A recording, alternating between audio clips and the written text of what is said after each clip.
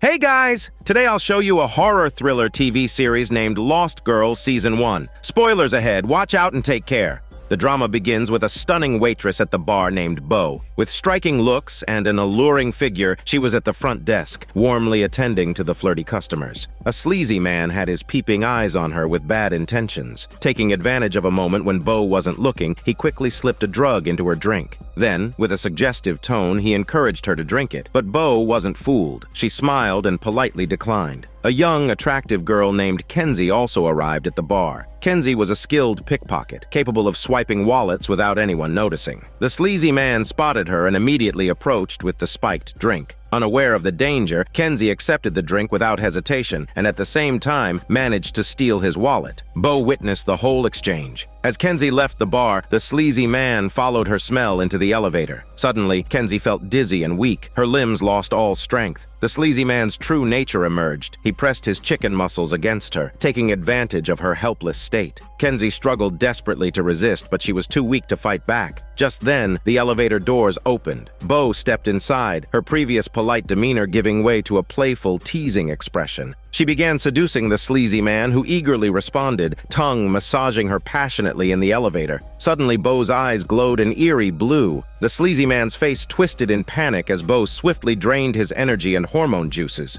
Her expression turned to one of satisfaction as the sleazy man's lifeless body slumped to the ground, a strange smile still lingering on his face. Kenzie had managed to capture it all on her phone. To protect Kenzie from further harm, Bo carried her out of the elevator. By the time the police arrived, the sleazy man was already dead, his body completely drained like a mummy. Officers Hale and Dyson arrived at the scene and immediately dismissed the other officers. Dyson examined the body and immediately knew that the killer was not human. They found brown hair on the body and detected a strong scent of alcohol. The two headed to the bar to investigate. Soon, Bo became their prime suspect. Bo sensed that trouble was coming. After bringing Kenzie back to her apartment, she burned her clothes and pulled out a stack of IDs, ready to assume a new identity and start over. Just as Bo was about to leave, Kenzie woke up. Still shaken from the ordeal, she checked her phone and was horrified by the footage she'd recorded. Despite her fear, Kenzie felt grateful to Bo for saving her. Wanting to understand more, Kenzie suggested they sit down and talk.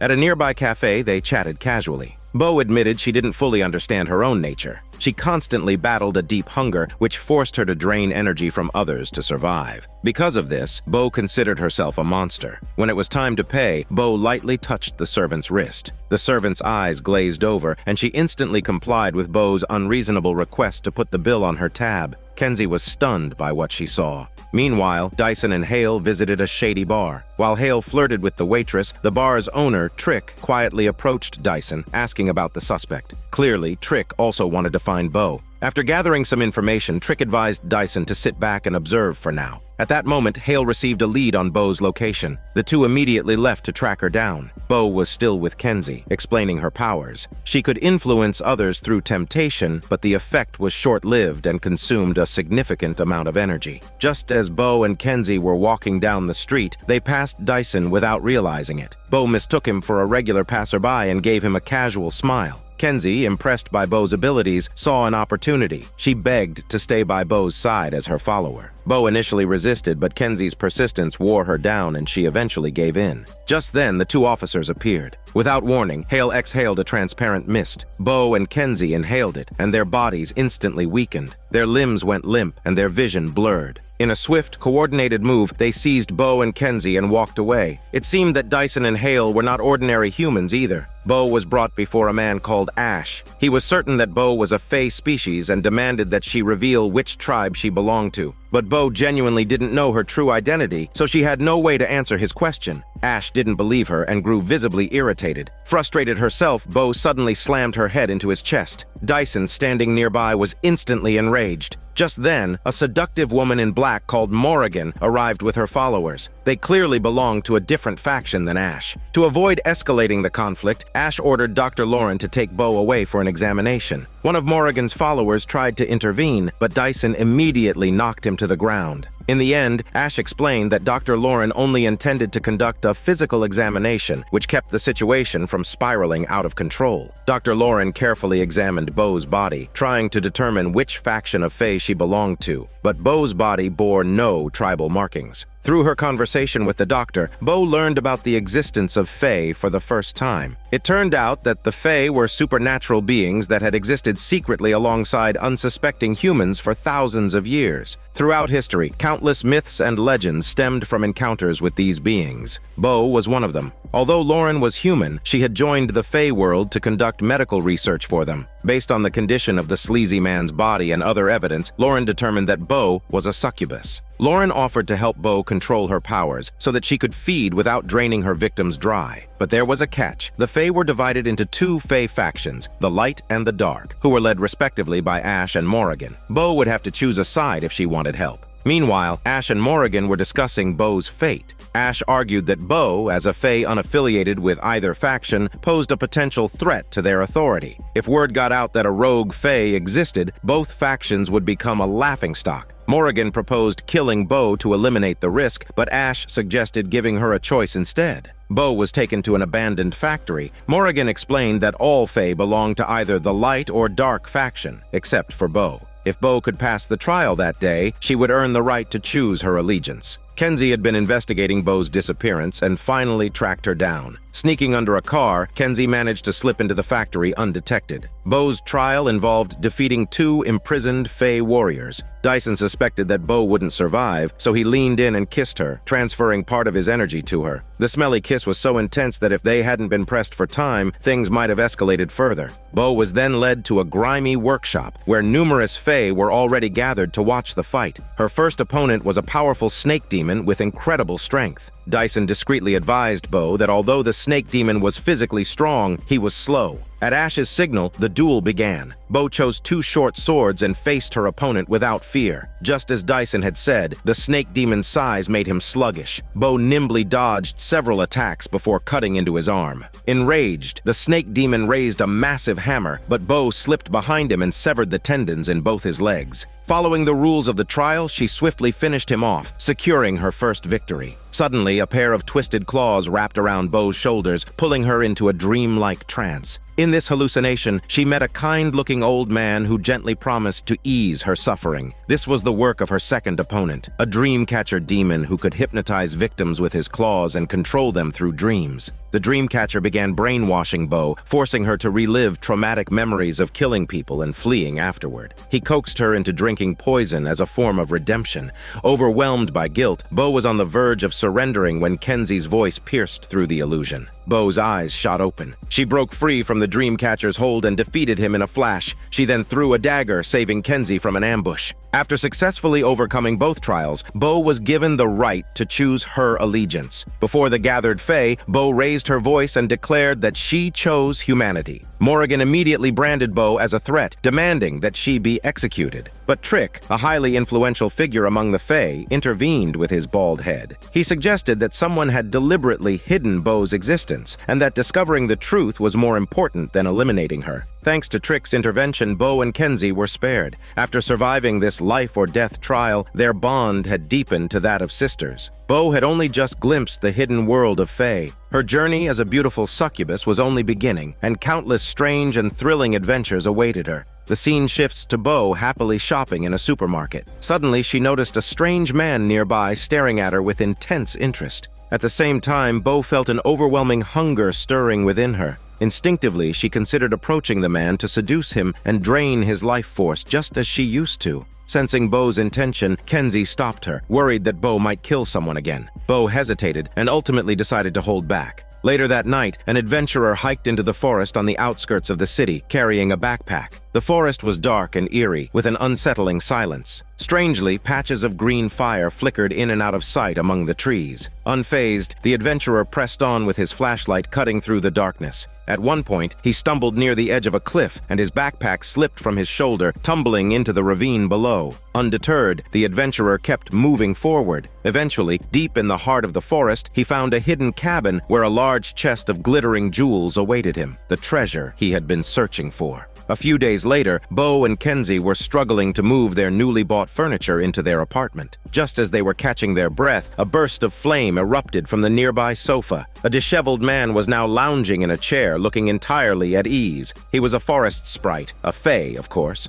The forest sprite usually lived in the forest outside the city and possessed unstable fire-controlling abilities. No matter where he went, flames would spontaneously appear around him. Over the years, the forest sprite had amassed a fortune in diamonds, gemstones, and jade, attracting many thieves. But each time someone tried to sneak into the forest to steal from him, the sprite would scare them off with his fire. However, there was one man the forest sprite couldn't handle, a man who had been tracking him for years. A few nights ago, that man successfully bypassed all the fire traps and stole the sprite's treasure. The forest sprite suspected that Bo, since she didn't belong to any faction and was familiar with human society, would be able to help him recover the stolen treasure. When the sprite noticed a birthmark on Bo's left foot, he claimed to know about her origins. He promised to tell Bo the truth about her past if she could retrieve his treasure. Bo, eager to uncover the truth about her identity, accepted the deal. The forest sprite handed Bo a backpack and a handgun he had found at the bottom of the cliff. At least now she had a lead to start her investigation. Bo went to the police station where Dyson worked, hoping he could use his position to trace the gun's registration. If they could identify the owner of the gun, they'd know who had stolen the sprite's treasure. She explained the situation to Dyson, but he genuinely wanted Bo to stay out of the Fae world and live a peaceful life. He advised her to leave it alone. Seeing Dyson's reluctance, Bo threatened to expose the existence of Fae to the human world if he didn't help her. Left with no choice, Dyson agreed. Realizing how determined Bo was to learn the truth about her past, Dyson suggested that Trick might be able to help. He took Bo to Trick's bar. Trick asked Bo to write down the names of her birth parents in a dictionary. With names, Trick could trace her lineage, but Bo didn't know who her parents were. Trick speculated that Bo's parents had abandoned her to protect her, and that the reason likely involved the conflict between the light and dark factions. Meanwhile, Dyson managed to trace the gun's registration. The owner was the earlier adventurer who lived at a trailer park on the north side of the city. Bo and Kenzie drove to the trailer park. When they knocked on the adventurer's door, there was no answer. Bo pushed the door open, but the second it creaked open, a gunshot rang out. Reacting quickly, Bo pulled Kenzie to the ground, avoiding the bullet, but her arm was grazed. Ignoring the pain, Bo slipped into the trailer and found a stack of books about mythical creatures. One name appeared repeatedly: the Forest Sprite. It was clear now. The adventurer was the one who had stolen the treasure. While searching through the adventurer's address book, Bo noticed that a jewelry company had been circled. She deduced that the adventurer had likely stolen the jewels and sold them to that company. Just as Bo and Kenzie were about to leave, the adventurer's neighbor appeared, aiming a gun at them. Mistaking them for thieves, the neighbor wasn't about to let them get away. Bo had no choice but to use her powers. She gently stroked the neighbor's greasy face, and the woman instantly became docile and obedient. Bo kissed her and began draining her life force. Fortunately, Kenzie stepped in and called out to Bo in time, preventing her from going too far. The absorbed life force healed Bo's injured hand. The two then went to the jewelry company. At first, Bo tried using charm and persuasion, but the owner remained unmoved. Losing patience, Bo grabbed the owner by his tie and threatened to break his arm unless he revealed the adventurer's whereabouts. Terrified, the jewelry store owner gave in and told Bo that the adventurer was staying at the Lakeside Hotel.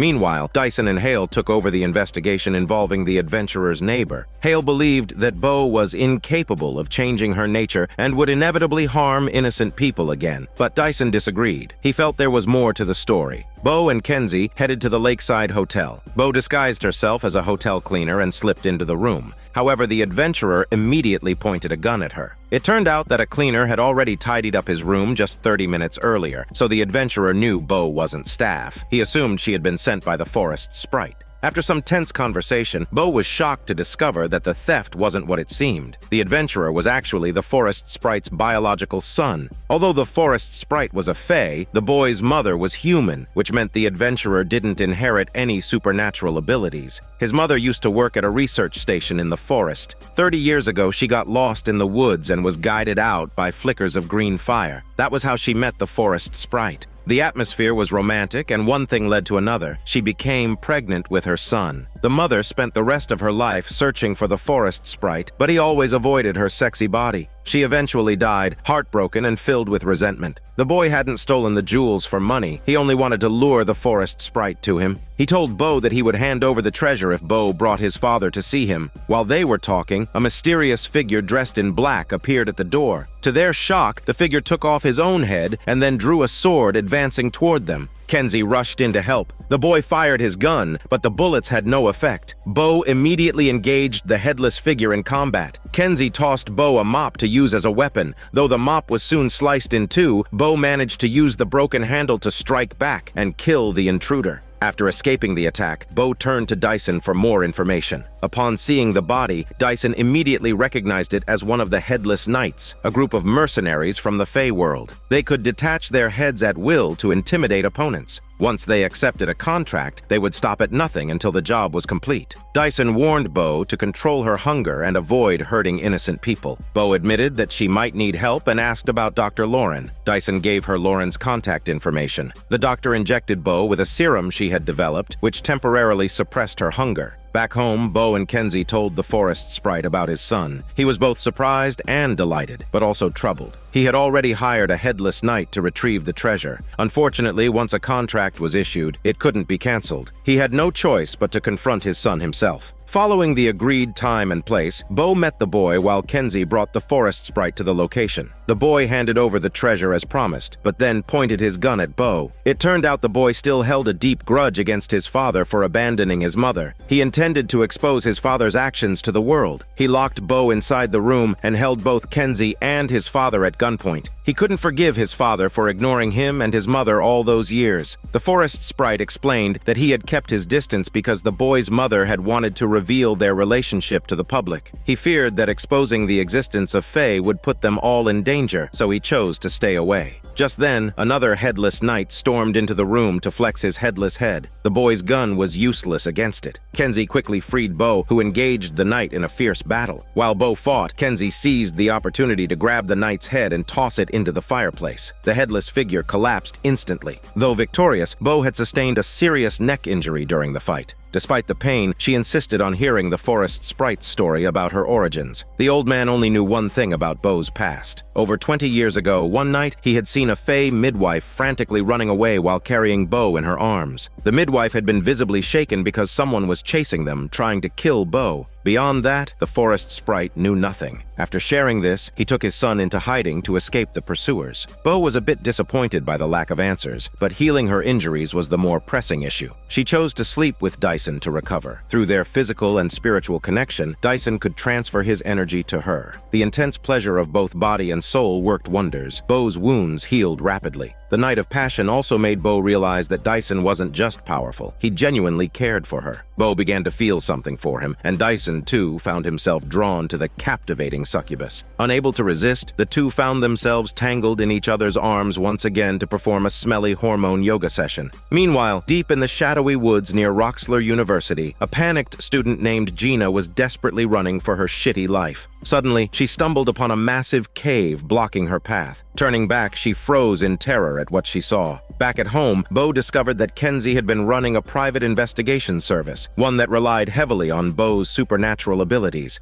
Initially hesitant, Bo eventually agreed to help after Kenzie's persistent pleading. Their first client was Gina's mother, whose daughter had been missing for several days. The police refused to file a case, and the university showed little concern. The mother was distraught. Gina hadn't returned home, wasn't answering her phone, and had even missed a critical exam. Worse still, Gina failed to call her mother on her birthday, something she had never forgotten before. Gina had been part of a sorority since childhood, and her disappearance coincided with an important election within the group. Given all these clues, Gina's mother was convinced something terrible had happened. Seeing the mother's distress, Bo's heart softened, and she and Kenzie took the case. To gather information, Bo once again sought Dyson's help. He took her to the police station's records room. The files revealed that in the past decade, only one female student at Roxler University had died under mysterious circumstances. Strangely, the victim's body had no internal organs, yet there were no incisions or cuts. It was as if her organs had been mysteriously drained. Meanwhile, Kenzie traced Gina's credit card and phone activity. Since her disappearance, there had been no transactions or outgoing calls, strong evidence that Gina was in serious trouble. To investigate further, Bo and Kenzie decided to go undercover at Roxler University. Dyson used his connections to forge their identities. Kenzie posed as an innocent, fresh-faced student, which left her feeling both amused and embarrassed. Gina's mother had mentioned that Gina spent her last known evening at her sorority house. Acting on this lead, the two headed there. Kenzie claimed that her grandmother had once been a member of the sorority, which gained her quick acceptance. The blonde sorority sister welcomed her warmly, but a skeptical brunette wasn't convinced. Bo took on the role of a campus security guard. Shortly after she arrived, the security leader greeted her warmly. Mid-conversation, he abruptly tore down a missing persons flyer featuring Gina's face. When Bo asked why, he explained it was school policy. Missing person flyers supposedly stirred up panic. Bo suggested that, as security officers, they should take Gina's disappearance seriously. The security leader dismissed the idea, claiming it was just a way to win favor with the principal. Not far away, the principal was cheerfully presiding over a ribbon-cutting ceremony. Later, Bo visited the principal's office to introduce herself. Without hesitation, she told the principal she intended to investigate the missing students. The principal flatly refused, reminding Bo that her job was to protect not just the students, but also the university's reputation. Unfazed, Bo leaned in and placed her hand on the principal's sensitive thigh. Her seductive powers worked on men and women alike, and the principal was no exception. The principal started opening up to Bo, revealing that a drunken student once claimed to have seen Gina running into the forest on the night she disappeared. However, before the principal could share more details, a staff member interrupted their conversation. Once the principal regained her composure, she began to suspect Bo's true identity. Bo ventured alone into the school's woods. Before long, she discovered a large cave, and next to it lay a pendant identical to the one Gina wore in her missing person poster. This strongly suggested that Gina's disappearance was connected to the cave.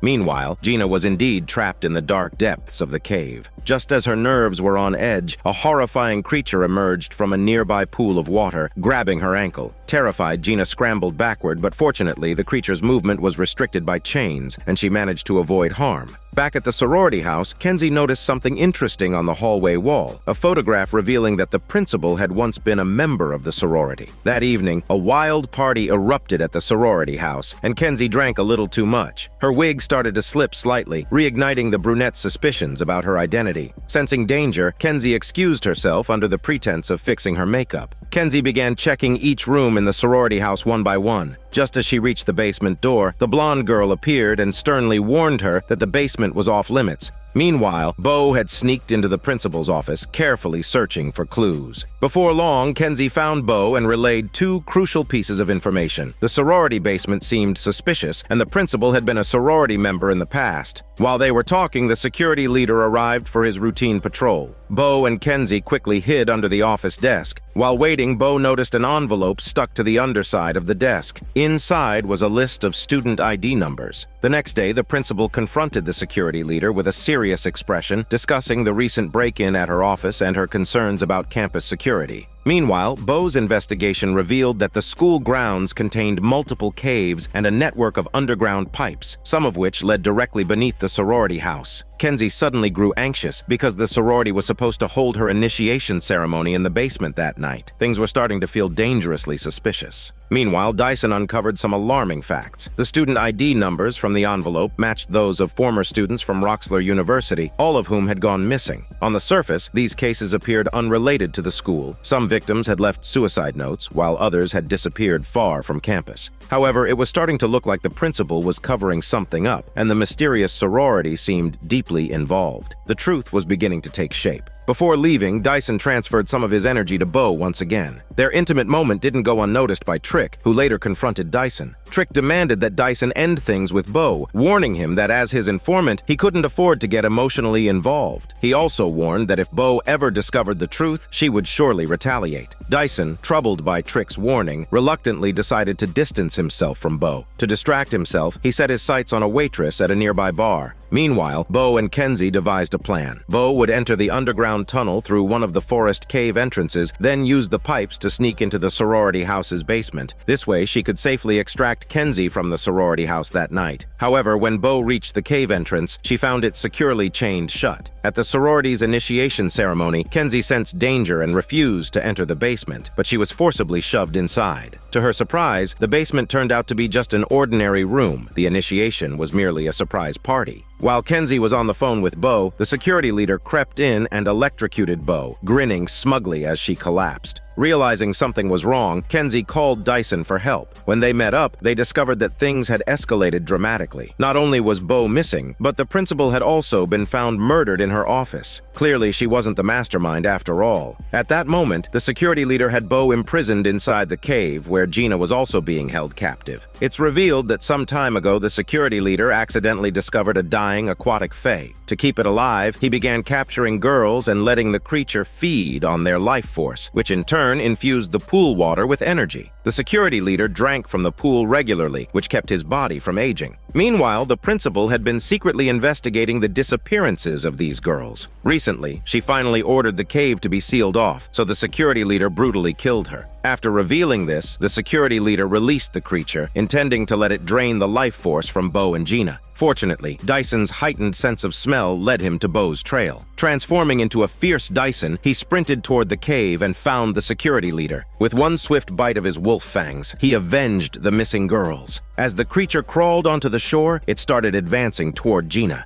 At the last moment, Bo broke free from her chains and rushed to Gina's side, pushing the creature back into the water and saving the girl. But the creature resurfaced almost immediately, and the two began a desperate struggle. Bo was clearly no match for the creature's strength. Even an electric shock left it unharmed. Just then, Dyson arrived and struck the creature's head with a heavy blow, shattering the plate on its forehead and killing it instantly. Dyson had once again saved Bo, and Kenzie suggested that Bo should finally confess her feelings for Dyson. Bo had already been considering it, but when she went to the bar to find him, she saw Dyson getting cozy with a young waitress. Heartbroken, Bo turned and left, frustrated and confused. Kenzie took her out to vent. They smashed up an abandoned car before heading to a bar to drink their troubles away. While Bo was drinking heavily, a handsome man approached her and struck up a conversation. In reality, he was sent by his wife, Olivia, who wanted to meet Bo. Coincidentally, Dyson and Hale also arrived at the bar. Seeing them, Bo deliberately left with the couple to avoid further heartbreak. Later at Bo's house, the three of them ended up in a passionate threesome hormone yoga session. Since Olivia and her husband were also the Fae, Bo could freely unleash her desires. Their wild exercise nearly shook the floorboards loose. What started as a one-night stand took an unexpected turn the next morning when Olivia returned to Bo's house with a request. She wanted Bo to kill someone for her. It turned out that Olivia's husband had been having an affair with a human woman named Jenny. This affair deeply humiliated Olivia, who belonged to the light faction of Fae, meaning she was bound by the rule not to harm humans. Since Olivia herself couldn't kill Jenny, she asked Bo to do it. Bo immediately refused, unwilling to kill an innocent person. But Olivia's resentment toward her husband remained, and as a vengeful banshee, she intended to break the rules and kill Jenny herself. Realizing Jenny didn't deserve to die, Bo and Kenzie teamed up to protect her. Just as Olivia was about to strike, Bo arrived in time to stop her. A fierce battle erupted between the two Fae women. Olivia's powers were terrifying. She could burn out her opponent's consciousness just by focusing her gaze on them. Bo struggled to resist and found herself at a disadvantage. Thinking fast, she grabbed a metal toaster and used its reflective surface to bounce Olivia's gaze back at her. The blowback left Olivia dazed and vulnerable, allowing Bo and Kenzie to grab Jenny and escape. Back at home, Bo used a charm spell to calm the shaken Jenny and put her to sleep. Under the spell's influence, Jenny became infatuated with Bo, something Bo knew needed to be resolved quickly. Believing that Olivia's husband might be the key to stopping her, Bo decided to confront him directly. But when she arrived at his house, she found Olivia drenched in blood. Panicked, Olivia fled the house. Bo cautiously entered the living room where she discovered the husband's body. His head was missing. The police sent Dyson and Hale to investigate the murder. Dyson, using his sense of smell like a dog, quickly traced Bo's presence at the scene. After questioning Bo, Dyson suspected Olivia was the killer. However, when Dyson and Hale confronted Olivia's two older sisters, they initially tried to protect her, until they learned that the execution order had come directly from Ash. Reluctantly, the sisters stopped interfering. By then, Olivia's mental state had deteriorated dangerously. She had become completely unhinged. Hale, as a siren fae, used his powers to restrain her, but Olivia, weakened by the backlash from her own powers, continued to scream her innocence, insisting she hadn't killed her husband. Finally, after one violent convulsion, Olivia collapsed and died. On the other side, Kenzie noticed something strange about Jenny's behavior. Curious, she quietly opened Jenny's travel bag and was horrified to find a bloody chainsaw and the severed head of Olivia's husband. Just then, Jenny knocked Kenzie unconscious. Meanwhile, Dyson discovered that Jenny had been obsessively pursuing Olivia's husband. Their relationship had only been a one-night fling. The police found sleeping pills in the man's drink, and it was clear that the person who drugged him wasn't the deranged Olivia, but someone else. When Beau returned home, she found the man's severed head and a note from Jenny. The note said that Jenny had fallen in love with Beau and wanted Beau to meet her at the farm. It turned out Jenny was actually a psychotic killer, obsessed and delusional about love, and had already murdered many people. This time, Jenny had rigged her room with explosives, intending to take Beau with her to heaven. As Beau tried to calm Jenny down and approached her, she planned to use her powers to control Jenny secretly. Just as she was about to succeed, Olivia's two sisters burst through the door, coming to avenge their sibling. They stood before Beau and Jenny, their eyes wide, ready to use their eye powers to burn both of their brains out. Beau used her charm ability and engaged in a battle of eye powers with the vengeful sisters, but she was still losing. In a moment of desperation, Beau grabbed a spray can and injured one of the sisters' eyes. She then grabbed Kenzie and made a quick escape. As expected, the deranged Jenny pressed the bomb's detonator, and the entire house was instantly reduced to rubble. When Dyson arrived to help, he was stunned by the scene before him. However, this was lucky break for him, as he took credit for solving Jenny's serial killings.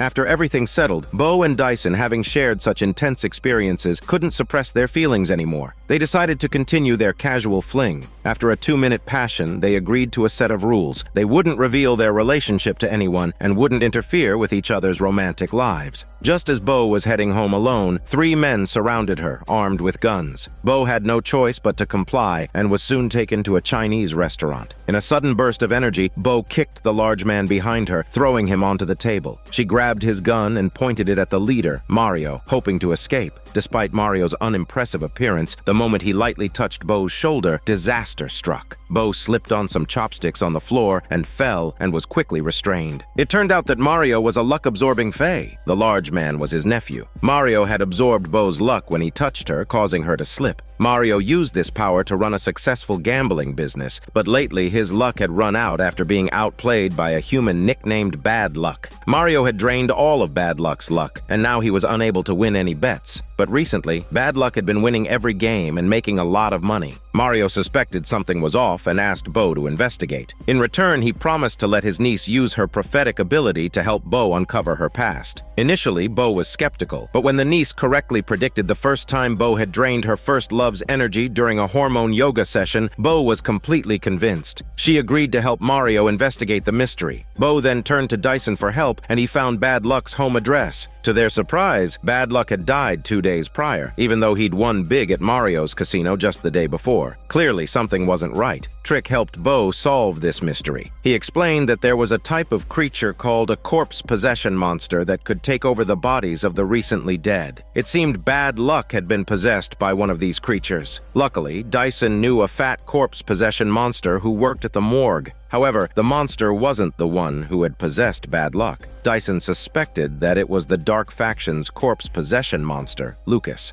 Upon learning that a corpse possession monster was involved, Mario was furious and demanded Beau continue her investigation. He believed his business rival was behind the whole thing, so Beau and Kenzie dressed up and went to the rival's casino. Sexy and alluring, Beau quickly caught the man's attention, and they soon found themselves kissing in a private room. However, the powerful man had already figured out Beau's true identity. Unaffected by her charm, he confronted her and exposed her. With his immense strength, he pinned Beau to the table and summoned deadly ice spikes from his hands, stabbing them into her chicken body. At a critical moment, Kenzie noticed something was off in the room. She spread a rumor to cause chaos outside, then rushed inside and struck the man with a hammer, sending him flying onto a metal spike. Amidst the confusion, Kenzie quickly took the injured Beau to Dyson. Seeing the situation was bad, Dyson grabbed his gun and jumped into action, engaging in a passionate passionate and intense muscle wrestling with Bo. The more wounded Bo became, the fiercer the fight got, nearly causing Trick's small bar to collapse. After what felt like an eternity, Bo's condition returned to normal, but Dyson, having exhausted so much of his energy on her, looked visibly fatigued.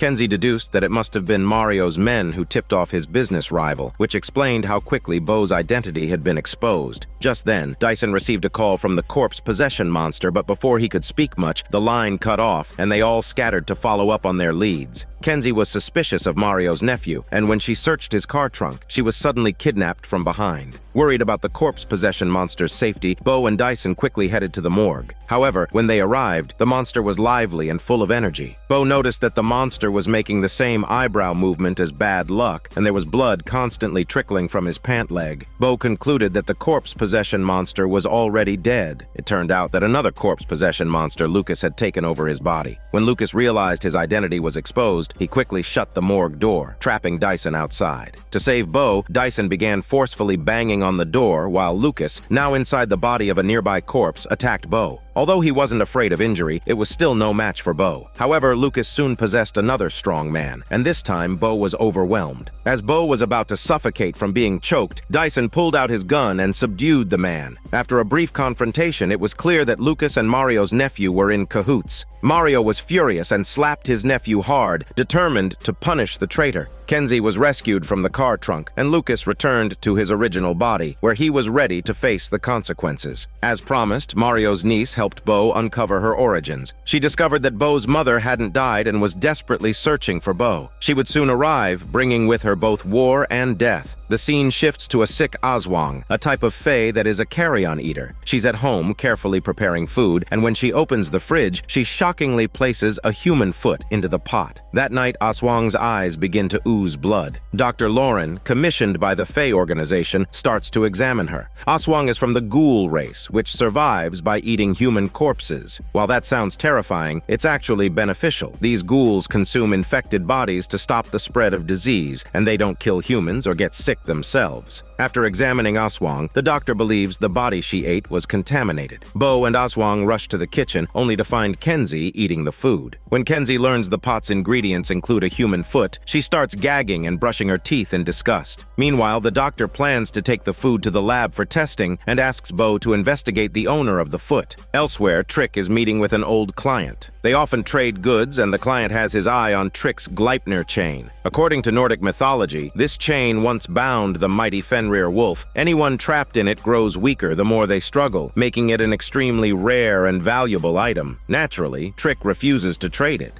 Meanwhile, Bo and Kenzie have arrived at the funeral home, where they learn from the staff that Aswang had eaten the foot of a man who had recently died in a car accident, and nothing seemed unusual about his death. They then head to the man's house to look for clues. Once inside the messy home, a muscular man suddenly attacks Bo using his muscles. However, the man is no match for Bo, and she quickly drives him away. Just then, Kenzie's eyes begin to bleed. After treating her, the doctor informs Bo that as long as they can find the source of the infection, she can develop an antibiotic. This means both Kenzie and Aswang will be saved. Bo once again sought Dyson's help, clearly remembering that the muscular man who had attacked her had a tattoo on his body resembling a wheel. Dyson was certain that the man was a member of the local motorcycle gang. The two of them headed to the gang's headquarters, where a few strong men tried to provoke them. Bo and Dyson wasted no time knocking them to the ground. After Dyson revealed his police badge, the muscular man who had attacked Bo immediately backed down. He told Bo that it was someone from Baron Chemical who had sent him to that house.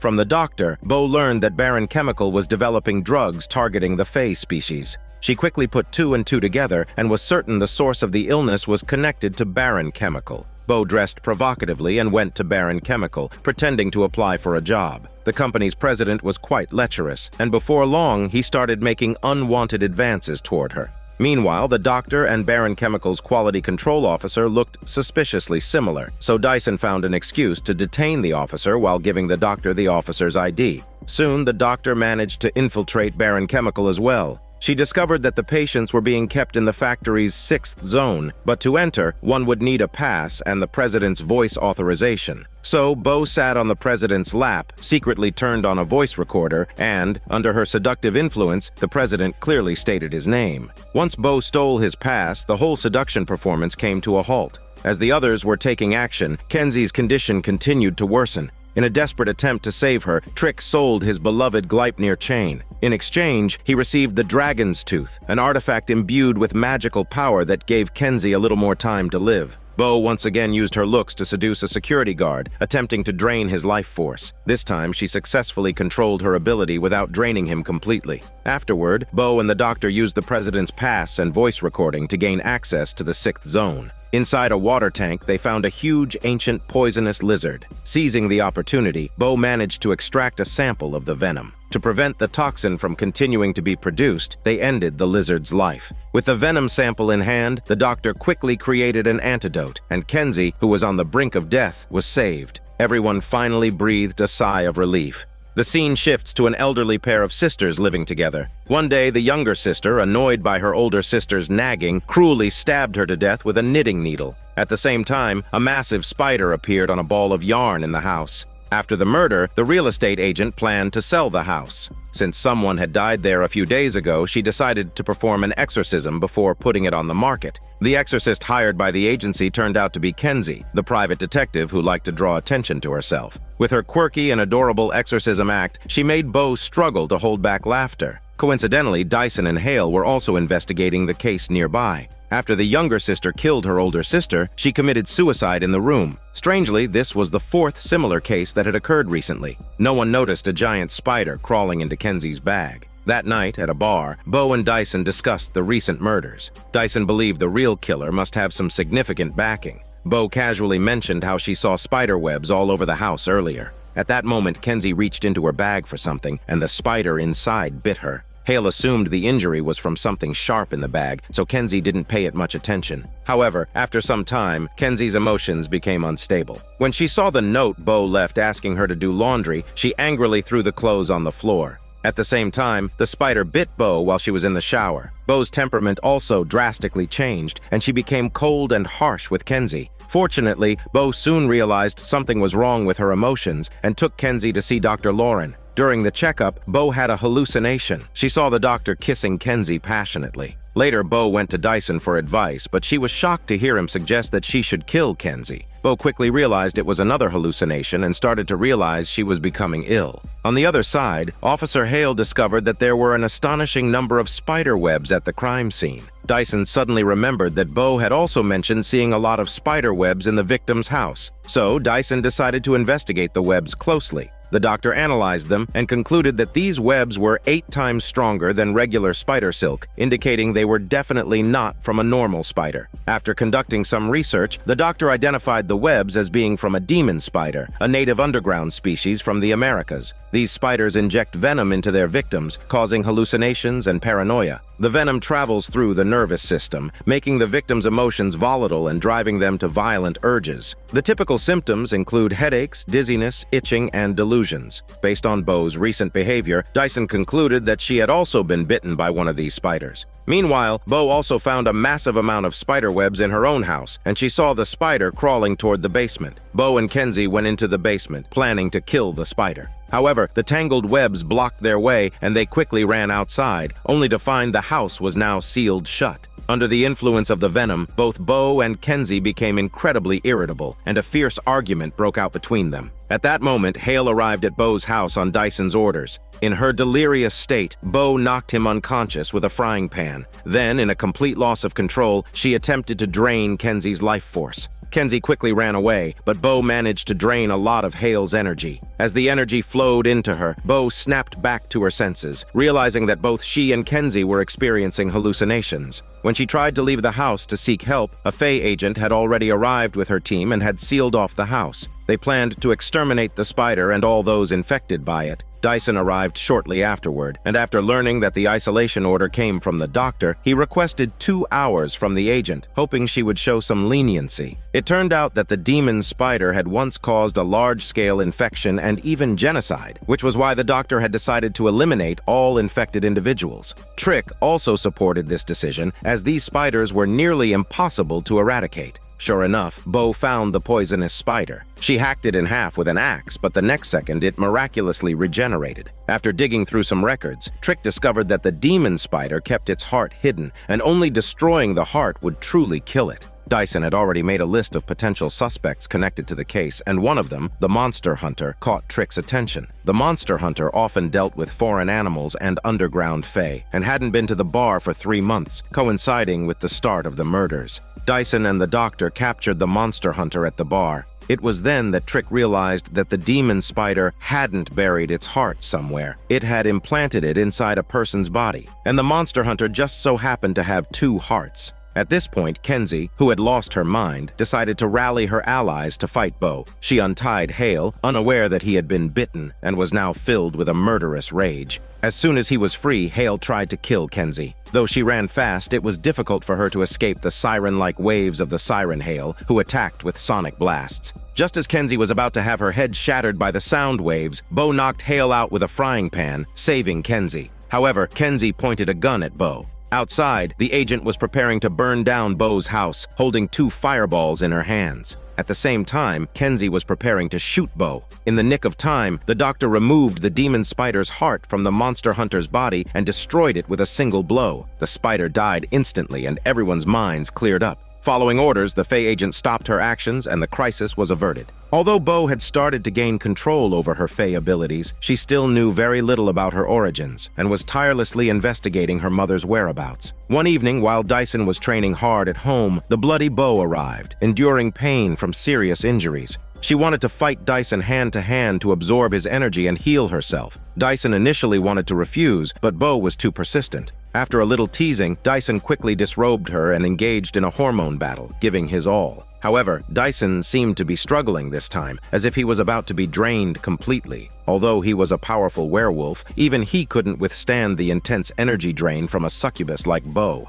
And with Bo and the doctor growing closer, Dyson told her that this might be the last time he could help her heal. The next day, Bo struck a deal with the vampire Fatty. She offered him fresh blood in exchange for information about her origins. After receiving a large bag of blood bags, Fatty revealed that the convicted criminal named Anne knew where Bo's mother was. But the problem was that Anne was scheduled for execution in 3 days. Bo and Kenzie disguised themselves as police officers and went to the prison to meet Anne. It turned out that Anne was also a Fae, and when Bo mentioned Fatty, Anne showed surprise, but then claimed not to know such a greasy man. Bo believed that Fatty must have a vendetta and wasn't bold enough to deceive her, so she suspected there was more to the story. Meanwhile, Fatty was enjoying the diabetic blood he had collected when an unruly man named Vex appeared before him. The man was furious at Fatty for spilling the details to Bo. He forced Fatty to put his greasy hand into a meat grinder, causing diabetic blood to splatter everywhere. When Dyson arrived at the crime scene with a team of officers, Fatty was already dead like a piece of soap. Bo soon arrived and told Dyson everything honestly. Using his authority, Dyson greenlit Bo's request to search the related files. The police reports revealed that the criminal Anne had drowned her children in her room before setting the house on fire to cover up her crime. But Fatty's heart had been ripped out, and clearly the person who killed him wasn't human. The files also showed no signs of struggle or restraints on Fatty, and there was no evidence of poisoning. It seemed as though he had willingly placed his hand in the meat grinder. Bo seemed to understand something and went to confront Anne again. She pointed out that Anne's situation was similar to Fatty's. She had likely been controlled by someone at the time. Slowly, Anne began to open up, revealing that she had fallen in love with a human, which was a violation of the Fae's rules. She loved him deeply and even considered leaving the Fae world. As for what happened afterward, Anne refused to talk. Bo didn't want Anne to die unjustly, so she sought help from Ash, the leader of the Fae's light faction. However, Ash didn't want to intervene, considering Anne's ties to the dark faction. Bo then turned to Mario for help, but although Mario was unwilling to meddle with Anne's situation, he agreed to help find the person who killed Fatty. One day, while Bo was showering, she sensed a Fae assassin sneaking into her home. She grabbed a dagger to defend herself, but the assassin wrapped her in the shower curtain and tried to kill her. The attacker quickly got the upper hand. Luckily, Kenzie barged in and distracted the attacker, allowing Bo to seize the opportunity to impale her with a wooden stick. But that wasn't enough. Bo grabbed some electrical wires and shocked the attacker, finishing her off for good. Afterward, Ash told the doctor that it was Vex who had tried to kill Bo, as he was a favorite of the dark faction. If Bo avenged herself by killing him, the dark faction would certainly kill her. Ash intended to plead with Morrigan while asking the doctor to stall Bo. Bo learned from the Fae encyclopedia that the attacker was an anger eater, a type of Fae. Trick guessed that Bo had angered someone from the dark faction who had sent an anger eater to kill her. Later, Trick gave Bo the powerful artifact Seraph's bracelet. The doctor visited Bo, desperately trying to convince her to abandon her plan to rescue Anne. Words were useless, so she used another tactic to seduce Bo, and the two women were soon engaged in an intimate encounter. As they intertwined their muscles on the bed, the tides of passion rose and fell. Afterwards, Bo remained determined to save Anne. In a moment of desperation, the doctor revealed that it was the illusionist who had killed Fatty. Bo immediately understood everything. Since Mario owed her a favor, he gave her Vex's address. Fully armed, Bo prepared to head out. Meanwhile, Anne's execution was carried out and Trick sat quietly by, saying nothing. Bo found the illusionist, determined to avenge Anne and Fatty. But before long, Vex took control of Bo's body. Just as Vex was smugly approaching, Bo managed to break free from his control and sent him flying like a Barbie toy. She unsheathed the short sword from the Seraph's bracelet and was about to stab Vex in the head when he quickly claimed to know the truth about her origins, stalling for time. At that moment, Dyson arrived and stopped her from killing Vex, letting him escape. After all, angering the Dark faction was bound to bring disaster. The only good news was that Anne hadn't died. She had been secretly saved by Trick, and it turned out she was Bo's midwife. Later, Bo and Kenzie went back to the bar, and they noticed that the atmosphere was unusually festive. People were singing and dancing in TikTok style, and the place was alive with energy. It turned out that the bar was hosting the most sacred holiday for the Fae. On this day, members of both the Light faction and the Dark faction could gather openly. Suddenly, the woman playing the piano on stage screamed in a chicken voice. Trick tensed up and declared the celebration over. The woman was a Siobhan banshee, a type of fae who can accurately predict death. Her scream meant someone was about to die, and Trick had to investigate who the victim was. After Bo and Dyson found the banshee, Dyson prepared a cup of liver juice, which could make the banshee reveal the truth. After forcing the crushed liver into her mouth, they learned that Patrick, the head of a noble fae, was about to die and wouldn't survive until sunset.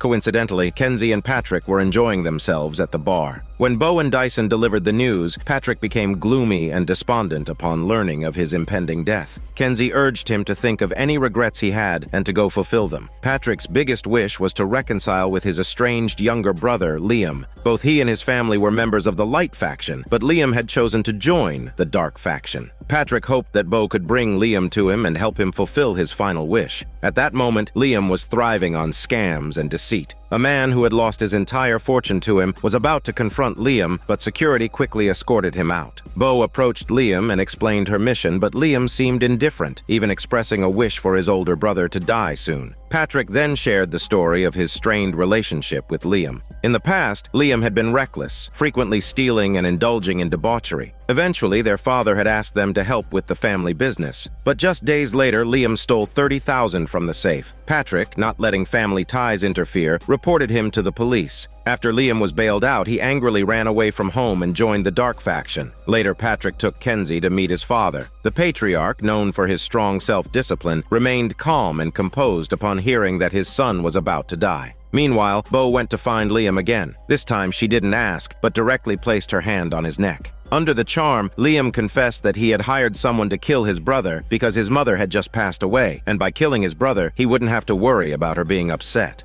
Meanwhile, Patrick and Kenzie were enjoying a meal when a terrifying goblin suddenly barged in. The goblin was a Fey mercenary sent by Liam to assassinate Patrick. Fortunately, Dyson and Bo arrived just in time. While Bo fought the goblin, Dyson seized the opportunity and shot it dead. Patrick, furious, went to confront his brother with the intention of killing him, but Bo intervened, intending to invoke the ceasefire ritual. The ceasefire ritual was a rule during the feast, where opposing sides in a conflict could be forced to sit down and negotiate peace. Bo had just read about it in Trick's book, though she hadn't fully understood the details. Dyson warned her that if the negotiations failed, the person who invoked the ritual would die. But Bo didn't back down. She was determined to call for the ceasefire. Patrick and Liam then began angrily recounting their past. Liam insisted that he hadn't stolen the $30,000, and Patrick's false accusations had ruined his life. Patrick, on the other hand, stood by his belief that Liam had stolen the money, as no one else knew the safe's combination. With both sides unable to reconcile, it seemed like Bo's ceasefire plan was doomed to fail. At a crucial moment, Kenzie brought their father to the scene. It turned out that the old man, in order to pay off his gambling debts, had stolen the $30,000 from the family safe. Upon realizing that he had wrongfully accused his brother, Patrick felt immense guilt. He then gave his younger brother the necklace that symbolized their family's inheritance rights. Liam forgave him, and they called off the goblin's assassination contract. The two brothers reconciled, shaking hands and making amends. But just then, a man who had been severely deceived by Liam barged in and shot at him. Patrick took the bullet for his brother and, in the end, died as fate had foretold. Liam was filled with regret. Kenzie, who had just developed feelings for Patrick, was heartbroken and cried like a giant baby. After everything settled, Dyson went to find Trick for a discussion. He felt it was time for Bo to learn about her true origins. However, Trick believed the timing wasn't right and hinted that Bo's background was more complicated than she realized. The scene shifts to a girl encountering a hormone guy outside a bar. They felt attracted to each other, and things escalated quickly. The following morning, the girl woke up acting strangely. While soaking in the bath, she wrote words like slut and bitch on the window before tragically electrocuting herself. The case was assigned to Dyson and Hale, who initially suspected it was a suicide. However, the girl's older sister didn't believe its smelly bullshit. She thought her sister was strong and would never do something so foolish, so she turned to the private investigator Bo for help. She told Bo that her sister had left her a message the night before, saying she had met a reliable man. Meanwhile, Trick's old friend arrived at the bar. He spoke to Trick in a somewhat firm tone, saying he would come the following afternoon to retrieve the coin. The friend had a bright red flower pinned to his coat. At the same time, Bo and Kenzie arrived at the girl's home to investigate. On the table were several matchbooks from the bar, and the drawers contained numerous receipts for Friday night visits to the bar. It seemed that the dead girl had visited the bar every Friday. Coincidentally, it was Friday again, so Bo and Kenzie decided to go to the said bar. As soon as they entered, the photographer took pictures of them. This was a special service at the bar. The photos would be uploaded online, allowing patrons to see themselves dressed in fashionable styles. Just then, a seductive woman walked in, and the bar manager greeted Bo and Kenzie warmly. The bar was holding a speed dating event, and Bo and Kenzie took the opportunity to ask every match about the deceased girl. Unfortunately, they learned nothing useful. The woman who had followed Bo into the bar was named Saskia, a succubus from the Fae races. The two hit it off quickly, becoming good friends. Saskia explained that she had been wandering around living by seducing men. Recently, she had come to the bar, and the two women found a strong connection. Feeling a bit left out, Kenzie went to Trick's bar alone, where he happened to ask her for help.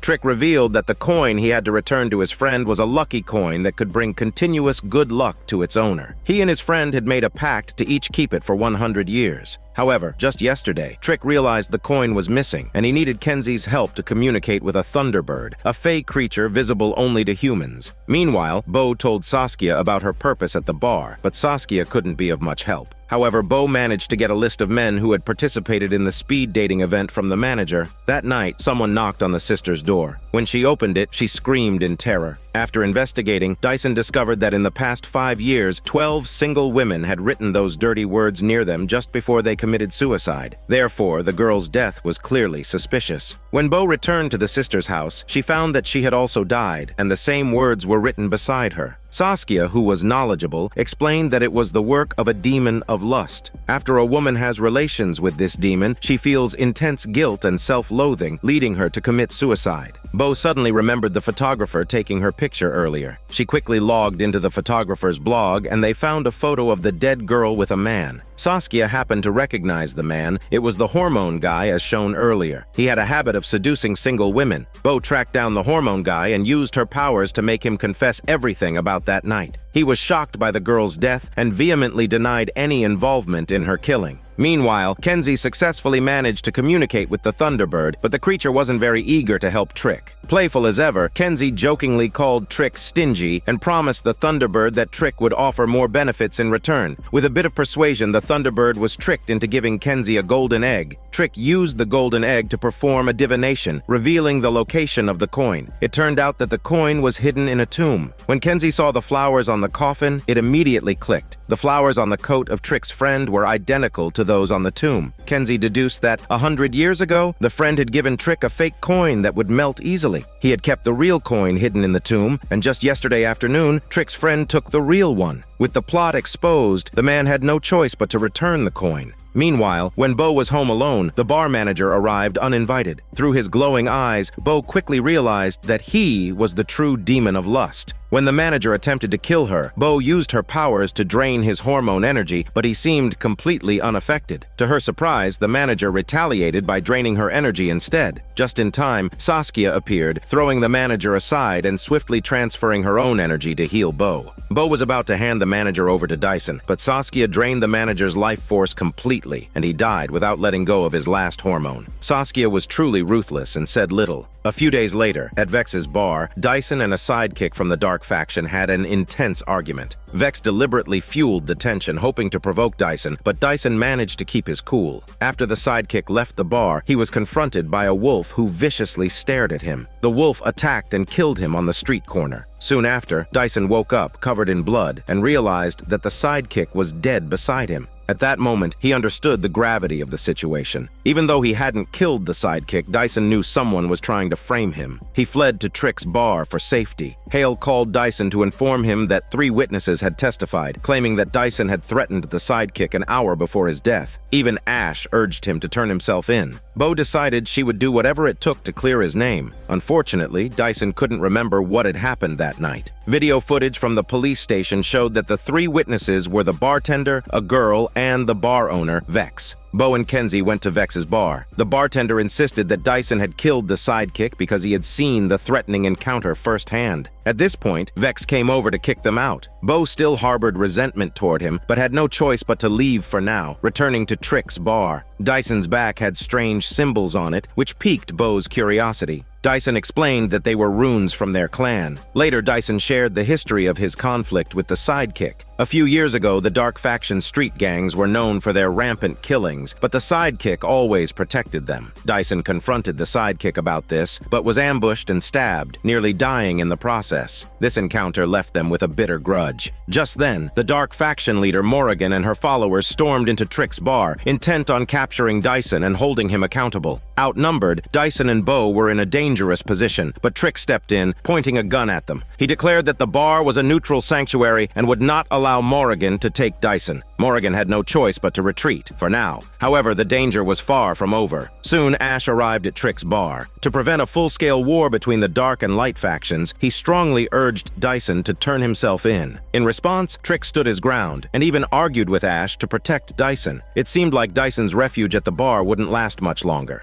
Time was running out, so Kenzie returned to the bar in search of clues. A flamboyant man approached her, and, through their conversation, Kenzie learned that the girl witness often referred to Vex as her master. Kenzie then took the opportunity to get closer to the girl witness, who insisted that she had seen Dyson kill the sidekick. No matter how much Bo and Kenzie tried to explain things logically, the girl witness stuck to her story. Kenzie decided to approach the girl with a more personal touch. She invited the homeless girl to stay at her place, and while at her house, the girl's bracelet caught Kenzie's attention. The girl explained that the bartender had given it to her. Kenzie also noticed numerous scars on the girl's back. Meanwhile, Trick had hired a memory expert to help Dyson recover his lost memories from that day, but it failed. It seemed someone had used drugs or magic to erase them. Dyson could only recall that someone had called him just before he was about to clock out. Hale looked through the call records and found that the call had been made by a wealthy businessman. Bo tracked him down and used her charm spell to extract the truth. The businessman confessed that the sidekick had been keeping many girls locked in the basement of Vex's bar, where customers could torture them. The businessman was a regular there, and one day, the sidekick killed one of the girls. The businessman grew concerned and called the police. Following Bo's description, Hale found the girl in the missing persons records. Wanting to avoid causing trouble for anyone else, Dyson finally couldn't resist and left the bar to investigate Vex's place. He grabbed Vex by the neck and demanded the truth, but he was outnumbered and quickly captured. In reality, Morrigan's true goal in capturing Dyson was to learn the truth about Bo's origins. Dyson refused to speak, so the Dark faction began torturing him for answers. After the girl witness disappeared, Bo and Kenzie found her in the bar's basement. Bo noticed that the symbols on the girl's bracelet were identical to the ones on Dyson's back. This confirmed that the bartender was also a werewolf. Just as Vex was about to subject Dyson to a cruel and inhumane punishment, Bo rushed in and saved him, revealing that the real killer was the bartender. Upon hearing this, the bartender turned and fled for his wolf life, but Vex quickly cast a spell to stop him. It turned out that the bartender had fallen in love with the girl. Fearing that the sidekick's constant abuse would eventually kill her, he murdered the sidekick on the street corner. The bartender had seen Dyson and the sidekick argue before, so he framed Dyson for the murder. Dyson's memory loss was caused by a special cocktail that the bartender had given him. Those women imprisoned by the sidekick had also drunk the same drink, which caused them to lose their memories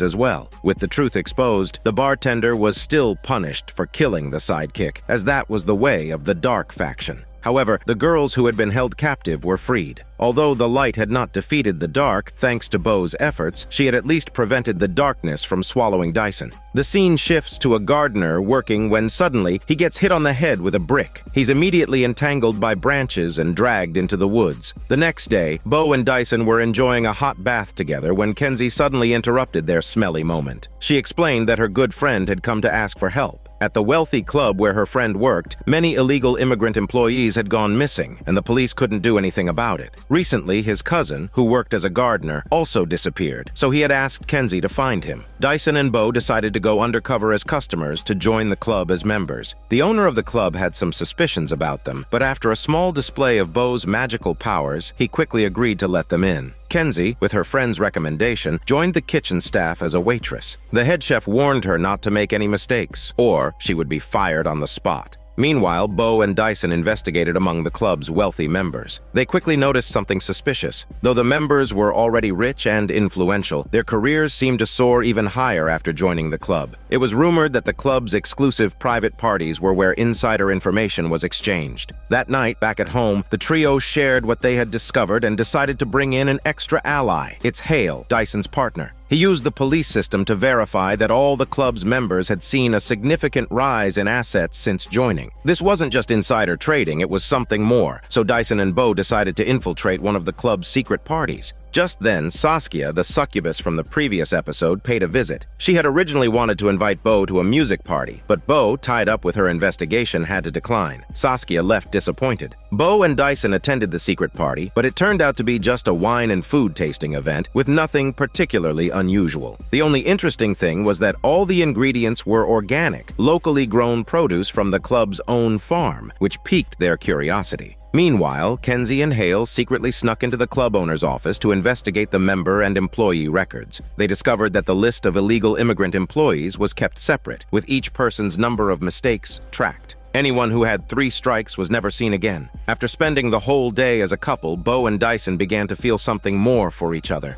Although they had only been keeping a casual arrangement before, now they both found themselves wanting more, wanting to be each other's one and only. They realized that to make it last, they needed to be honest with each other. Dyson finally couldn't keep it in any longer and went to Trick to tell him that the next day he would reveal everything to Bo, whether or not Trick agreed. The next day, Dyson and Bo returned to the club. That morning, Dyson received news of a raise, which seemed suspicious since he hadn't solved any major cases recently. It was clear that the club was pulling strings. Even stranger, while taking a walk, Bo found a lottery ticket and scratched it off to reveal a jackpot of $25,000. They then spotted a suspicious gardener sneaking around and decided to follow him. To their shock, they discovered a methane pit filled with human clothing. After taking some samples and running tests, they found human DNA mixed in. It was clear now that the disappearances were connected to the club's higher-ups. They confronted the club owner again, but this time Bo didn't hold back. She drained most of the owner's energy and, while he was weak, forced him to reveal the club's secrets. Unfortunately, the owner didn't know much. When he took over the club, he discovered that sacrifices were being made to ensure good fortune, but he didn't know the details, only that the sacrifices seemed to involve the nearby woods. They brought back more liquid from the methane pit, and Trick poured it onto a withered tree. In an instant, the tree blossomed with lush, vibrant leaves. This was the work of a nature spirit, a tree demon. The essence of human bodies was being used to create special fruits that, when consumed, would bring good fortune to the eater. Bo and Kenzie immediately suspected another gardener at the club. But when they caught him, they found out he was just an ordinary person. So, if it wasn't him, who else had regular contact with the club's produce? Meanwhile, Kenzie told her colleagues in the kitchen to leave the club immediately. To her surprise, the head chef turned hostile and kicked everyone out. Branches sprouted from her body and wrapped around Kenzie. Fortunately, Bo arrived just in time to stop her. However, the tree spirit wasn't afraid of Bo's weapons. Even when injured, it quickly healed, and its plant-based nature made it immune to the succubus's seductive powers. But clever Bo had already called in the staff with herbicide to help deal with the demon. The staff had lost many colleagues to the tree demon, so they didn't hold back when they saw their enemy. Soon, the kitchen was filled with the demon's screams. After the incident, Dyson invited Bo over, but unexpectedly, Saskia found him first. Saskia suddenly attacked, draining a large amount of Dyson's essence, then controlled him for a yoga session. Bo walked in on this and quickly intervened, rescuing Dyson. To help him recover, Bo transferred essence into his body. Once he was back to normal, Dyson revealed a shocking truth. Bo's succubus friend, Saskia, was actually her mother. Bo was furious. Dyson and Trick had kept this secret from her for so long. Under intense questioning, Trick finally revealed the truth. Years ago, he had been a blood saint of a different breed. After a betrayal by the Dark faction, Saskia sought refuge with him, but to avoid conflict, he handed her over. To his surprise, Saskia survived and their enmity was born. Because of Saskia's unpredictable and dangerous nature, Trick didn't want Bo to have any contact with her. But determined to find her birth mother,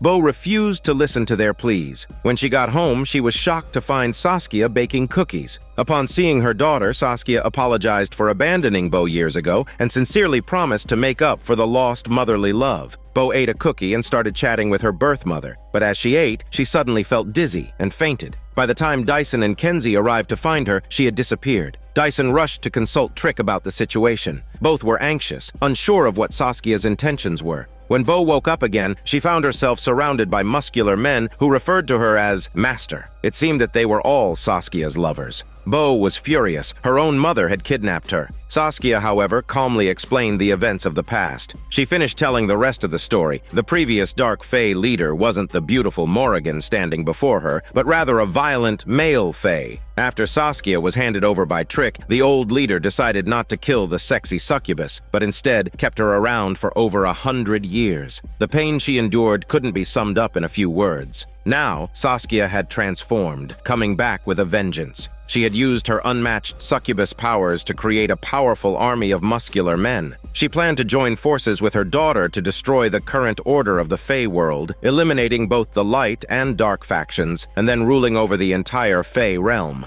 Bo had seen the strength of both factions' elites and couldn't understand why her mother was so confident. These muscle-bound men, though strong, were still just ordinary humans. The scene shifted, and the answer became clear. At a meeting of the Light faction, a muscular man entered and detonated a bomb, taking down several high-ranking members of the Light faction with him. Under Saskia's control, countless other bomb-wielding suicide squads were unleashed. No matter how powerful the Fae were, they couldn't withstand endless human bomb attacks. Bo realized her mother had gone too far. She quickly found an opportunity to escape through the window. At home, she approached Dyson and asked to borrow some essence, intending to stop her mother's rampage alone. Though Dyson was eager to join her, Bo didn't want anyone else involved in taking down her mother. She was determined to go alone. But before she could, she needed to go to the Light faction's base to retrieve a special item. At this moment, the Light faction was in chaos. The leadership had suffered heavy casualties, and Ash was in a coma. Fortunately, Dr. Lauren was unharmed. Amid the confusion, she helped Bo sneak into the Light faction's warehouse, where a protective talisman was hidden. This talisman could shield the wearer's essence, making them immune to a succubus's powers. After finding the talisman, Bo quickly locked Kenzie in place. The road ahead was dangerous, and she couldn't let Kenzie come along. Bo then made her way to her mother's house, hoping to convince her mother to stop the attacks. Naturally, Saskia refused her daughter's plea, and mother and daughter were soon in an intense fight. Meanwhile, Kenzie had sought out Trick for help. The legendary blood saint could make any wish come true by writing it in blood. However, the consequences of such magic could be terrifying. The more outrageous the wish, the more severe the aftermath. Bo and her mother were locked in a fierce battle, but Saskia had lived for centuries and soon gained the upper hand. She began to strangle Bo, intending to drain her essence. Just as she took a deep breath, she was unexpectedly stunned by the protective talisman, which broke her defense. Bo seized the opportunity to retreat. On the other side, Dyson found the ancient Fae Elder, the goddess of fate, and sought her help. The goddess of fate could grant wishes as long as the supplicant gave up their most precious possession. Dyson was willing to offer his werewolf powers as the price, hoping that Bo could gain his strength. However, the goddess of fate had her eye on something even more valuable, the love between Dyson and Bo. She took away their love, and from then on, Dyson would no longer have any hormone feelings for Bo. At this point, Bo was on the verge of being defeated by Saskia, but the next second, she gained Dyson's power and turned the tables, nearly pushing her mother off the balcony. In the final moment, Bo grabbed her mother's wrist, and Kenzie came to help. However, Saskia insisted that Bo let go. Just then, Trick made his decision. He began to write a blood scroll to change reality. Saskia managed to break free from Bo's grip and fell to the bottom of the stairs, her life hanging in the balance. As Bo rushed downstairs, she found that Saskia had vanished, suggesting she might still be alive. After learning the truth about her parentage, Bo managed to temporarily stop her mother's madness. But the trials of the Fae world were only just beginning.